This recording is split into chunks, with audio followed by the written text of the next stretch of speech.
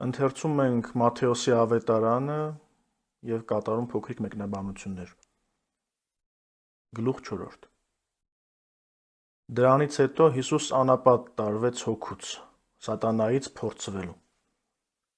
Նախորդ գլխում տեղի էր ունեցել Տեր Հիսուսի մկրտությունը, դրանից հետո ասելով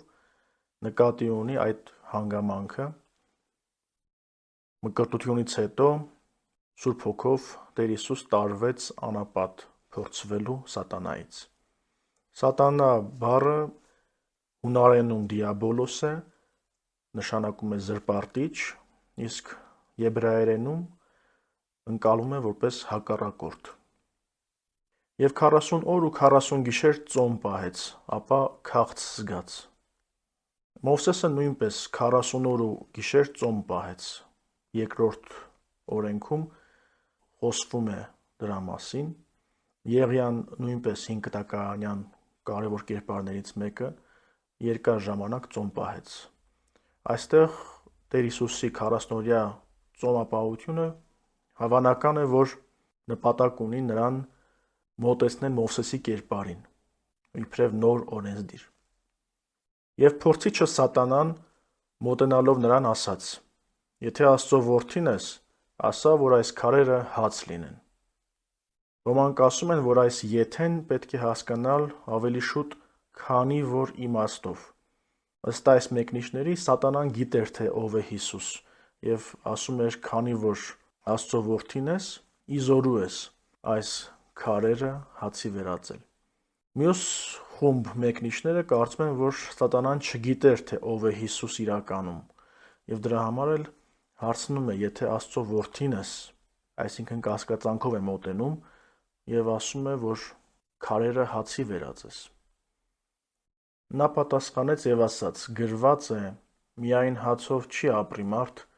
այլ ամեն խոսքով, որ դուրս է գալիս Աստծո բերանից»։ Սատանան փորձում է Տեր Հիսուսի որդիության հանգամանքը և կասկածի տակ է դնում նախորդ գլխում մկրտությամբ կատարված հայտնությունը, որ դու ես իմ սիրելի որդին, որն ունես ամբողջ իմ բարեհաճությունը։ Սակայն Տեր Հիսուս պատասխանում է Սատանային աստվածաշնչյան հղումով։ Երկրորդ օրենքից 8-րդ գլխից պատասխանում է. «Գրված է. միայն հացով չէ, որ ապրում է մարդ, այլ այն ամեն խոսքով, որ դուրս է գալիս Աստծո բերանից»։ Ապա Սատանան նրան տարավ Սուրբ քաղաքը և կանգնեցրեց նրան տաճարի աշտարակի վրա և ասաց նրան. «Եթե Աստծո որդին ես, քեզ այստեղից ցած գցիր, որովհետև գրված է. իր հրեշտակներին պատվիրված է քո մասին, և ձեռքերի վրա պիտի վերցնեն քեզ, որպեսզի երբեք քո ոտքը քարին չխփես»։ Սուրբ քաղաք ասելով նկատի է առնվում Երուսաղեմը։ Երուսաղեմի մեկ այլ անվանում է հայտնի հոմանիշ է, Սուրբ քաղաք կամ Երուսաղեմ։ Եվ ասում է, որ բարձրացնում է Սատանան Տեր Հիսուսին տաճարի աշտարակի վրա։ Այս աշտարակի մասին խոսելիս Հովսեփոս Փլավիոսը նկարագրում է, որ այն ամենաբարձր կետն էր տաճարի և մոտավորապես 135 մետր բարձրության վրա էր գտնվում։ Եվ Սատանան ասում է, եթե Աստծո որդին ես, քեզ այստեղից ցած գցիր, որովհետև գրված է, որ հրեշտակները քեզ իրենց ձեռքերի վրա պետք է վերցնեն, որպեսզի երբեք ոտքդ քարին չխփես։ Հետաքրքրական է, որ Սատանան նույնպես մեջբերում է Սուրբ գրքից։ Սաղմոսաց գրքից 90-րդ գլխի 11-ից 12-րդ համարներն է մեջբերում, բայց ամբողջությամբ աղավաղում է դրա իմաստը։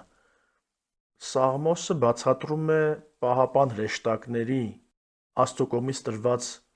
պահապան լինելու հանգամանքը։ Այսինքն Սաղմոսի տրամաբանությունն այն է, որ Աստծո հրեշտակները տրված են մեզ վտանգներից ազատելու, այլ ոչ թե նման վտանգներ փնտրելու և ինքներս մեզ վտանգի մեջ նետելու, պարագային փրկություն ապահովելու համար։ Հիսուս դարձյալ նրան ասաց. «Գրված է. քո Տեր Աստծուն պիտի չփորձես։ Հիսուս մեջբերում է կրկին երկրորդ օրենքից, 6-րդ գլխի 16-րդ համարն է մեջբերում, որը պատմում է, թե ինչպես իսրայելացիները փորձեցին Աստծուն հրաժարվելով ընդունել, որ Աստված իրենց մեջ է, մինչև որ Աստծո զորությամբ Մովսեսը նշան գործեց և ժայռից ջուր բխեցրեց։ Սատանան նորից նրան առավ, տարավ մի շատ բարձր լեռան վրա և ցույց տվեց նրան աշխարհի բոլոր թագավորություններն, նրանց փառքը և նրան ասաց. «Այս բոլորը քեզ կտամ, եթե գետին ընկնելով ինձ պաշտես»։ Սատանան համարվում է այս աշխարհի իշխանը և այս աշխարհի աստվածը։ Պողոս առաքյալը իր Կորինթացիներին ուղղված երկրորդ նամակում հենց այդպես էլ նկարագրում է, ասում է այս աշխարհի աստվածը։ Ամբողջ մեղավոր աշխարհը գտնվում է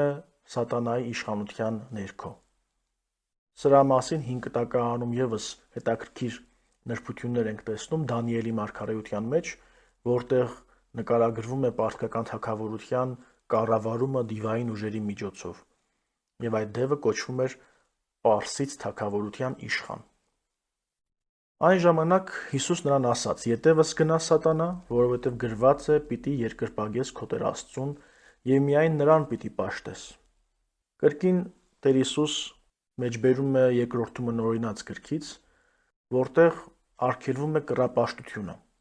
Յուրաքանչյուր ոք, որ երկրպագում է Սատանային, անկասկած խախտում է այս պատվիրանը։ Եվ Տեր Հիսուս ասում է, որ միայն քո Տեր Աստծուն պետք է պաշտես։ Ապա Սատանան նրան թողեց, և ահա հրեշտակները մոտեցան ու ծառայում էին նրան։ Եթե այնտեղ Սատանան ասում էր նետիր քեզ փորձանքի մեջ, որովհետև գրված է, որ հրեշտակները պիտի քեզ պահպանեն, ապա այստեղ Տեր Հիսուս մերժում է փորձել Աստծուն և դրան որպես հետևանք տեսնում ենք, որ հրեշտակները մոտեցան և ծառայում էին նրան։ Եվ երբ Հիսուս լսեց, թե Հովհաննեսը բանտարկվել է, մեկնեց գնաց Գալիլեա։ Բանտարկության պատճառը եղավ այն, որ Հերովդես Անտիպասին համարձակորեն հանդիմանել էր Հովհաննեսը և դրա հետևանքով նաև թշնամանք էր ձեռք բերել Հերովդես Անտիպասի և նրա անօրինական տիկնոջ կողմից։ Եվ թողնելով Նազարեթը եկավ բնակվեց Կափառնայումում, ծովեզերքի մոտ, Զաբուղոնի և Նեփթաղիմի սահմաններում, որպեսզի կատարվի Եսայի մարգարեի բերանով ասված խոսքը. «Երկիր Զաբուղոնի և երկիր Նեփթաղիմի, ճանապարհ ծովի, մյուս ափը Հորդանանի, Գալիլեա հեթանոսների, խավարի մեջ նստած ժողովուրդը մեծ լույս տեսավ և լույս ծագեց նրանց վրա, որ նստում էին մահվան երկրի և ստվերների մեջ»։ Նազարեթը Գալիլեայի հին մայրաքաղաք Սեփորայի մոտակայքում էր գտնվում, իսկ Կափառնայումը Գալիլեայի ծովի հյուսիսարևմտյան ափին գտնվող ավելի մեծ ձկնորսական բնակավայր էր։ Կափառնայումը Պետրոսի, Անդրեասի, Հակոբոսի, Հովհաննեսի և Մատթեոսի ծննդավայրն էր։ 12-րդ և 13-րդ համարների միջակայքում իրադարձությունները արագ են զարգանում և Մատթեոսի ավետարանը այդպես ուղղակի անցում է կատարում, սակայն այն, որ ասում են Հիսուս թողեց Նազարեթը, մենք դա տեսնում ենք Ղուկաս ավետարանչի մոտ ինչպիսի հանգամանքներում տեղի ունեցավ։ Տեր Հիսուս թողեց Նազարեթը, քանի որ մերժվեց Նազարեթի բնակիչների կողմից, որոնք որ նաև փորձեցին սպանել նրան։ Այդ մասին խոսում է Ղուկաս ավետարանիչը իր 4-րդ գլխում։ Տեր Հիսուսի օրերին Գալիլեան դարձավ հռոմեական տիրապետության կարևոր կենտրոն։ Դրանից հետո Հիսուս սկսեց քարոզել և ասել. «Ապաշխարեցեք, որովհետև երկնքի Արքայությունը մոտեցել է»։ Տեսնում ենք, որ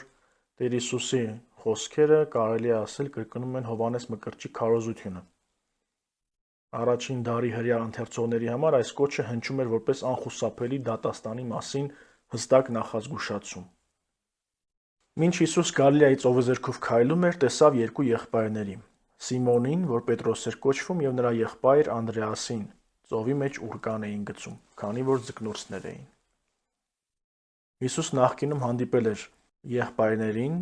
Հորդանանի մոտ, որտեղ Անդրեասը դարձել էր Հովհաննես Մկրտչի աշակերտը։ Այս մասին խոսում է Հովհաննես Ավետարանիչը։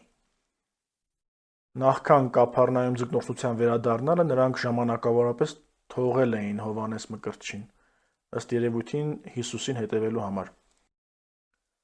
Ձկնորսները կարևոր դեր էին խաղում Գալիլեայի տնտեսության մեջ, եւ այդ ժամանակվա չափանիշներով լավ ապրուստ էին վաստակում իրենց առևտրից։ Հռոմեական կայսրության տարածքում ձկնորսները ավելի ապահով խավ էին համարվում, քան հողագործ գյուղացիները։ Եվ նրանց ասաց. «Իմ հետևից եկեք, եւ ես ձեզ մարդկանց որսորդներ պիտի դարձնեմ»։ Որպես կանոն, ուսուցիչը կամ ռաբին չէր կանչում աշակերտների, այլ աշակերտները նրանք էին փնտրում եւ գտնում իրենց ուսուցչին։ Այստեղ տեսնում ենք, որ Տեր Հիսուս ինքն է հրավիրում իր աշակերտներին եւ ասում է. «Ես ձեզ մարդկանց որսորդներ պիտի դարձնեմ»։ Եվ նրանք իսկույն թողնելով ուռկանները գնացին նրա հետևից։ Այս անմիջապես հեռացումը իրենց ընդունված աշխատանքից ավելի պարզ է դառնում այն հանգամանքը հաշվի առնելով, որ նրանք արդեն իսկ Տեր Հիսուսին ճանաչում էին։ Եվ այնտեղից առաջ գնալով տեսավ երկու այլ եղբայրների՝ Զեբեդեոսի որդի Հակոբոսին եւ նրա եղբայր Հովհաննեսին, մինչ նավակի մեջ էին իրենց հոր Զեբեդեոսի հետ միասին եւ իրենց ուռկանները կարգի էին բերում, եւ նրանց էլ կանչեց։ Նոր կտակարանում այս Հակոբոսին կարելի է հեշտությամբ տարբերել մյուս Հակոբոսներից այն հանգամանքով, որ մշտապես հիշատակվում է իր եղբոր հետ, Հովհաննեսի հետ։ Հակոբոսին մահապատժի է ենթարկել Հերովդես Ագրիպասը եւ դրանով սկսվել էր քրիստոնեական եկեղեցու առաջին հալածանքը, որը նկարագրվում է Գործք առաքելոցում։ Նրանք իսկույն թողնելով նավակը եւ իրենց հորը գնացին նրա հետևից։ Եվ Հիսուս շրջում էր Գալիլեայի բոլոր կողմերում, ուսուցանում էր նրանց ժողովարաններում, քարոզում էր արքայության ավետարանը եւ բժշկում ժողովրդի մեջ եղած բոլոր հիվանդություններն ու բոլոր ախտերը։ Տեր Հիսուսի գործնեության 3 հիմնական կողմերն էին՝ ուսուցանել, քարոզել եւ բժշկել։ Եվ նրա համբավը տարածվեց ամբողջ Ասորիքում, եւ նրա մոտ բերեցին բոլոր հիվանդներին, որոնք տառապում էին պես-պես ցավերով ու տանջանքներով, եւ դիվահարների, եւ լուսնոտների, եւ անդամալույցների, եւ նրանց բժշկեց։ Այս Ասորիկ ասվածը նահանգ էր Գալիլեայից անմիջապես հյուսիս-արևմուտք գտնվող տարածքը, որտեղ կային բազում հրեաներ, եւ ըստ երևույթին այնտեղից